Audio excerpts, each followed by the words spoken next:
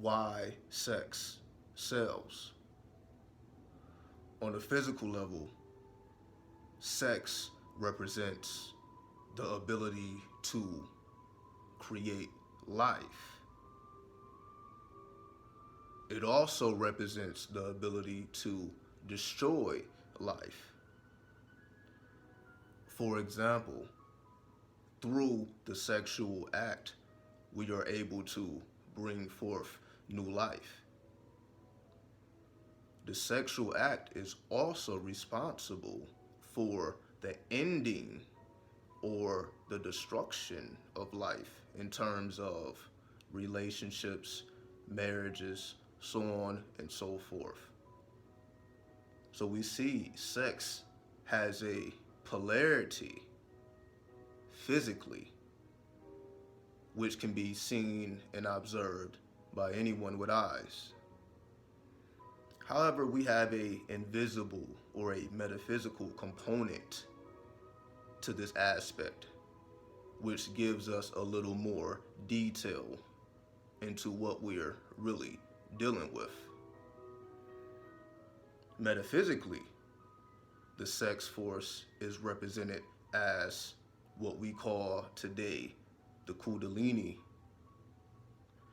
We know the Kundalini to be at the base of the spine, which is why there's so much attention and focus on the genital area when it comes to sex and sexual attraction.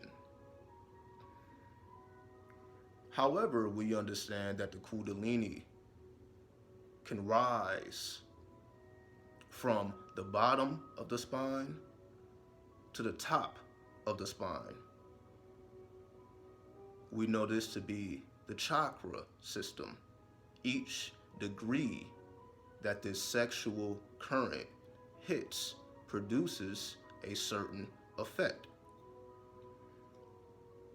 When it hits the root, or because its base is at the root, the first thing to activate is your sexual instincts, your ability to attract with your sexual currency. That is the basis of survival. You can literally get by strictly off of sexual currency. That is the base level. One level up activates your creativity. Now that sexual expression gets creative through creativity, things like music, dance, art, things that we consider cultural aspects are given life through creativity. Moving a step ahead, we then are able to strengthen our willpower. Once the creativity is activated, now we have the will to do more, to explore greater heights, because now we see what we are capable of, not just on a cardinal level, but also on a creative level. So it enhances your willpower. The next degree is the strengthening of your compassion. Once your willpower is enhanced, your compassion is enhanced, because now you see what you can do not only for yourself but others. You therefore begin to give of yourself more because you understand the value of your currency. The next level will be dealing with creativity on a massive or a mass level. So it's like putting out music to the masses, putting out your creativity to the masses, because the first level of creativity is more personal. But now this is when your creativity becomes impersonal or impersonal, when it is something that the world is able to share with you. You are sharing your experiences with the world. The next degree of the Kundalini then activates what we call the third eye.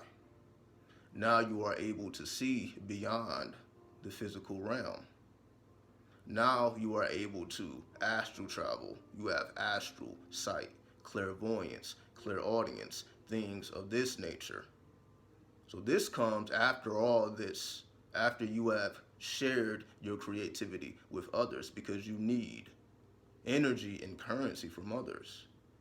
And that exchange of energy then allows you to penetrate into different dimensions. Lastly, the seventh level, cosmic consciousness.